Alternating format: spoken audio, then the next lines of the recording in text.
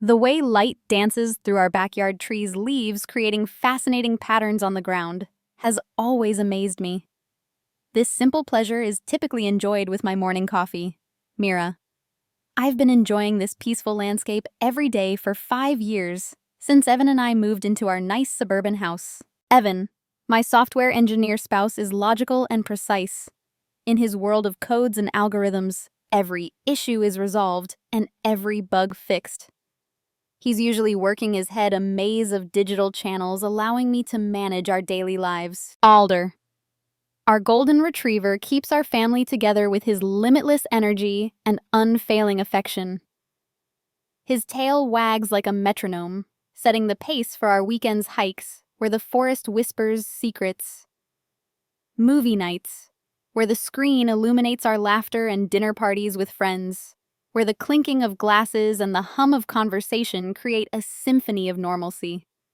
Many would call our lives perfect. However, as I watched the light play, I couldn't shake the impression that something was wrong with this beautiful facade.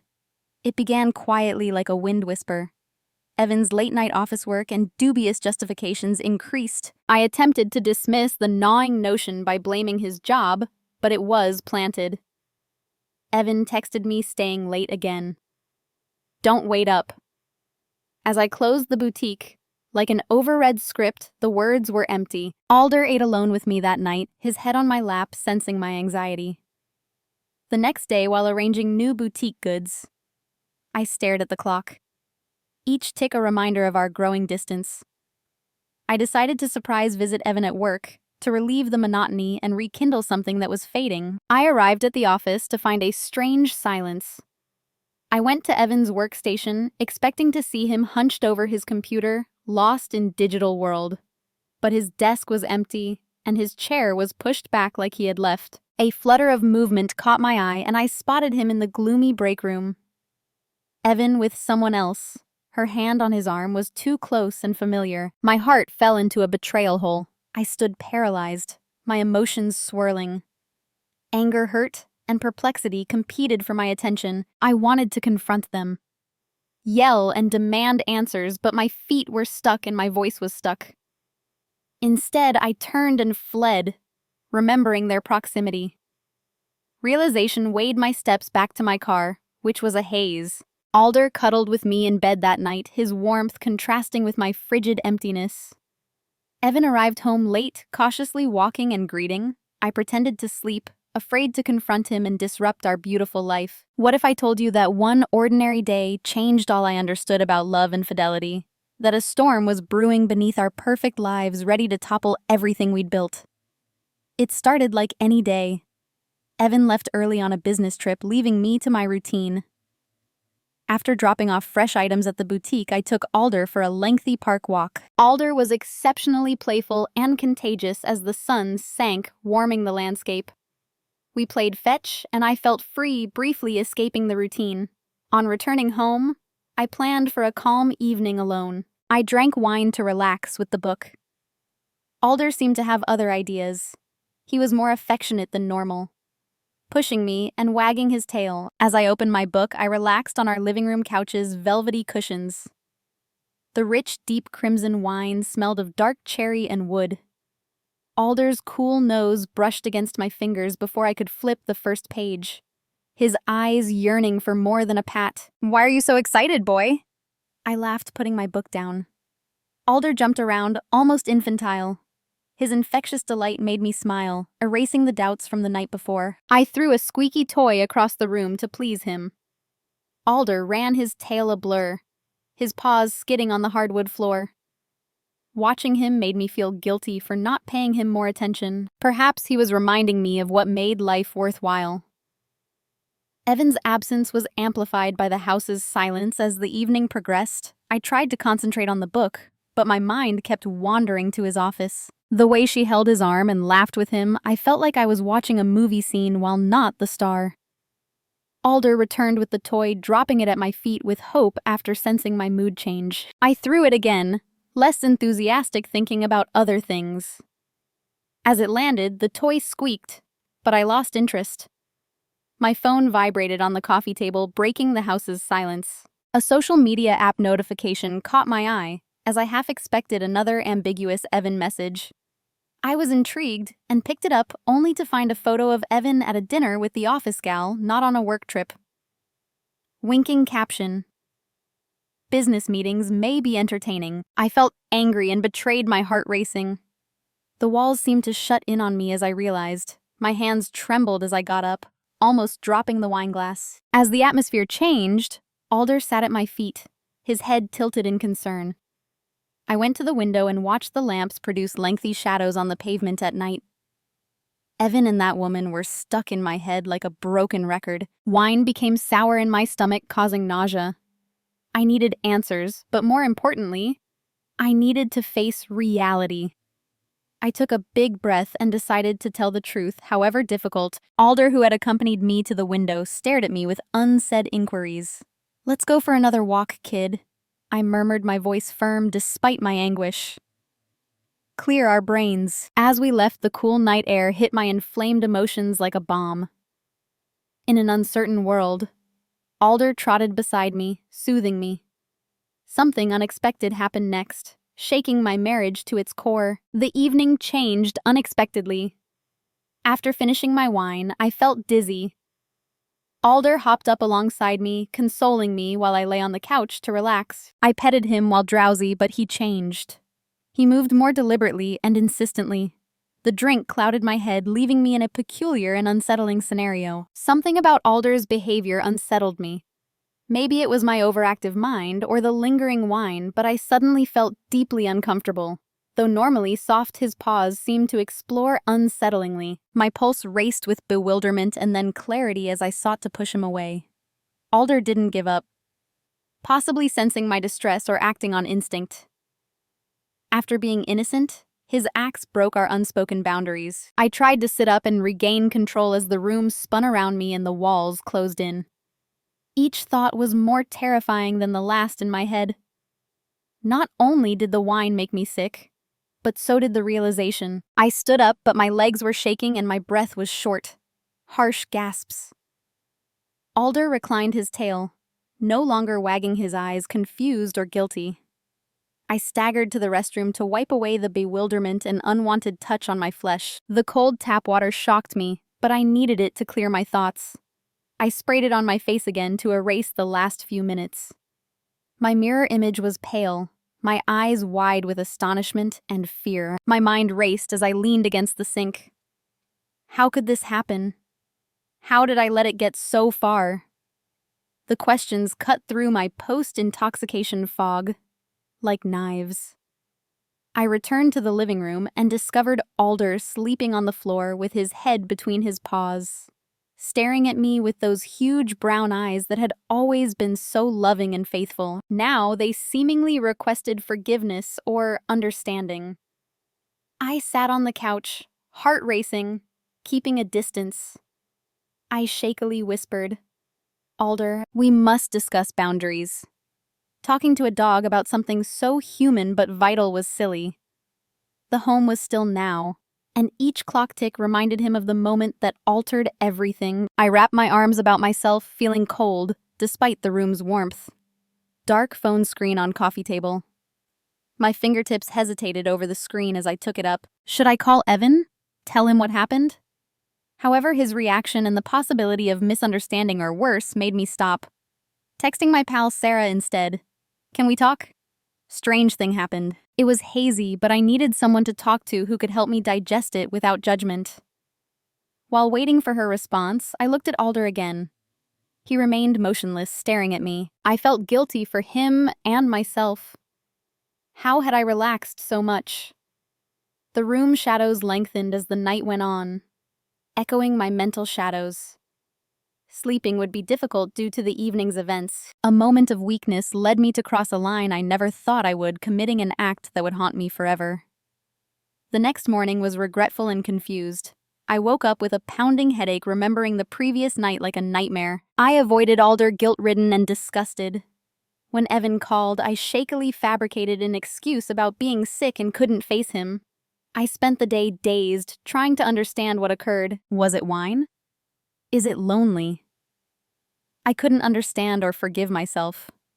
My sins were everywhere in the house, choking me.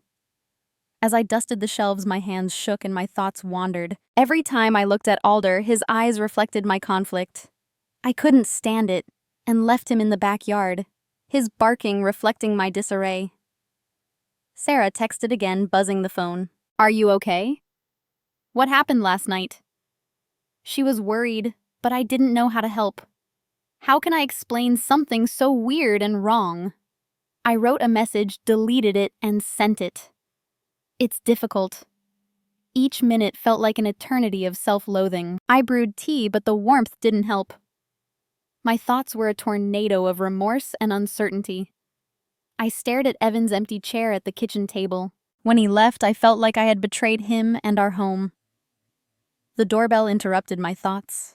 Sarah had a worried look. "Mira, what's up?" she asked when I opened the door. With heavy heart, I took her to the living room. "I can't describe what happened last night, Sarah." My voice broke, tears threatening. She supported me silently with her hand. "You know, you can tell me anything." I inhaled the words, feeling bitter. Alder's play was unacceptable. Shame prevented me from looking at her. Sarah's eyes widened, but didn't retreat. "Mira, that's a lot to take in. Are you okay?" Shaking my head, tears fell. "Like I've lost control and betrayed everything. I spotted Evan with someone else." "Sarah, I'm clueless. The world seems to be crumbling apart." She hugged me, calming my emotions. "We'll resolve this. You're not alone." Sarah helped me through my confusion as afternoon moved to evening. We discussed boundaries, trust, and relationship fragility. Sharing my load brought some relief as the sun sank and spread long shadows across the room. However, the big storm was coming and would transform everything I needed to confront Evan about our marriage. First, I had to establish inner serenity. I have to comprehend my acts to understand his.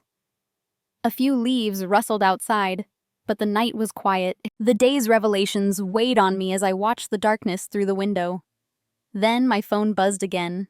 Evan's statement was straightforward, yet implication-laden. "We must chat when I return." The words hung in the air, building to the storm that would consume us. I knew what occurred next would change everything. My actions and Evan's message weighed on me like a tangible force keeping me awake. The next morning, I woke up before dawn to find the home still in gentle gray light. My thoughts were chaotic, but making coffee grounded me. As I sat at the kitchen table, the first sunlight filtered through the windows, warming the space. I knew Evan would be my opponent today. Our confrontation was looming like a terrible storm. My heart skipped a beat when the front door opened. Evan arrived home early, beaming with a promotion. He noticed something was up with my demeanor. I recoiled as he hugged me, remorse overtaking me. The truth emerged in tears and admissions. "Evan, I saw you with her." My whisper felt like a yell in the calm kitchen. "Alder did something yesterday night, I'm sorry." Evan's expression changed from confusion to terror to wrath. Something happened to Alder. Disbelief and wrath filled his voice. I inhaled the words, painful to say. It was inappropriate. Wine blurred my judgment and confused me. It went further than I intended. The room was buzzing with tension. Stepping back, Evan stroked his hair, a sign of frustration I recognized. "Mira, I can't comprehend this. How could you allow that?" Alder's argument was explosive. How could this happen? He lost faith.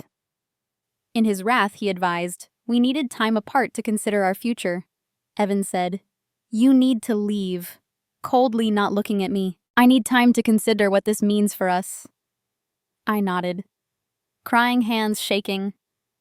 I packed a suitcase. I touched each item to remember our lives together. Alder observed me with huge, sad eyes, his tail not wagging, feeling the gravity of the moment. Closed doors felt like the final nail in our marriage as I left. The morning rituals of the neighborhood contrasted with my heartache. I drove to Sarah's house in deafening silence. She opened the door with a worried look when I arrived. "Mira, what's up?" Asking, she led me in. The words rushed forth as I crashed into her grasp. I took a break from Evan. He needs space after everything. My worries were heightened by Sarah's listening. "Mira, you'll prevail. It's overwhelming, but you're not alone." The following days were filled with solitude and meditation. Stayed with Sarah. Every day, a fight to find meaning in chaos. I avoided Evan's calls, wondering what to say or how to fix what was broken. I sat on Sarah's porch with a cup of tea as the sun set, coloring the sky orange and pink. The stillness was interrupted by a car pulling up. It was Evan. He walked up the path tentatively, his expression a mix of resolve and anguish. "Mira, we need to talk," he replied, gentler than usual. Nodding, I led him to the porch swing. Sitting, the silence between us filled with the past day's unspoken words. Evan said, staring at the horizon, "I've been thinking about us and what happened. I'm angry, wounded, and understand we both erred. I saw the man I loved, but felt the distance between us when I stared at him. Evan. I've been trying to figure out my role. The loneliness and wine are no justification, but I'm trying to understand." His eyes searched mine as he turned. "Mira, I saw her weakness and judgment occurred, but seeing you with Alder is different." Our confessions filled the air. "I'm sorry, Evan. I'm sorry," I whispered, crying again. He took my hand. A familiar yet unfamiliar gesture. "Mira, I need time. Maybe we can repair trust and move on. I also need to know if you'll collaborate with us." We debated a lifeline or goodbye. I squeezed his palm, feeling the warmth and once strong connection. "Evan, I wish to repair my mistakes. What would happen to our fragile marriage? Can we recover from this betrayal?" On that porch, we silently vowed to attempt to weather the storm together, or at least to try. Our home was a battleground of emotions for weeks. I went to therapy to comprehend my conduct and mental state. Evan left to digest his feelings. We kept our friends and family in the dark about the odd scenario. I distinctly recall the first session in that clean office. The therapist's mild questions seemed like a blade cutting my mind. Her voice was gentle and comforting as she asked about that night, Mira. I described the evening drinks, misunderstanding, and Alder's unwanted contact. It was like confessing each word heavy with remorse. Therapy went beyond comprehending what happened to why. My loneliness, insecurities, and months-wide marriage fissures were discussed. She said Mira was craving connection, even if mistaken. Her comments were devastating, yet the wound was deep and mending would be gradual. Evan got a little downtown apartment. His calls were few and far. "I need distance, Mira," he'd reply, his tone showing agony and perplexity. We planned to meet weekly to chat and rebuild our friendship. Our first meeting was at a small cafe with expensive coffee and a whispered atmosphere. Evan looked strange, his typical sharpness blunted by our situation. "I've been thinking about us and what occurred," he said without looking at me. "I'm angry, wounded, and understand we both erred." My throat lump made speaking difficult, so I nodded. "Evan, I've been trying to comprehend my role in all this loneliness wine. It's no excuse, but I'm trying to understand." His piercing gaze was on me. "Mira, I saw her weakness and judgment occurred, but seeing you with Alder is different." Our confessions filled the air. "I'm sorry, Evan. I'm sorry," I whispered, crying again. His hand touched mine across the table. "I need time, Mira, to rebuild trust and get past this. I also need to know if you'll collaborate with us." We debated a lifeline or goodbye. I squeezed his palm, feeling the warmth and once strong connection. "My name is Evan. I wish to repair my mistakes." Therapy and honest chats helped us rebuild slowly. It was about understanding and forgiving, not forgetting. Evan gave our marriage another shot, but with terms. Alder was taken to a friend's farm to run free, and we set new boundaries for our relationship. Therapy, trust exercises, and soul-searching characterized the protracted rehabilitation process. I learned how to express my wants and desires. Evan learned to be more present, share his problems, and not let work overtake him. We started a weekly date night to speak about anything but troubles. We walked in the park where Alder and I played, but now we were attempting to find each other. Each step was a modest win, restoring our connection. We discovered resilience, forgiveness, and the complexity of human emotions via our love's test. Love is about surviving storms together and finding strength in vulnerability. Not just the happy times. We continued possibly stronger with a story that would forever be part of our trip. On that porch, we silently vowed to attempt to weather the storm together, or at least try. It was still a long ride, but for the first time in weeks, I felt a flicker of optimism. A whisper of the love we once knew, tempered by our experiences. We were different, but maybe we might be better, more meaningful. If you liked the story, subscribe, like, and comment. This will help us write more interesting content.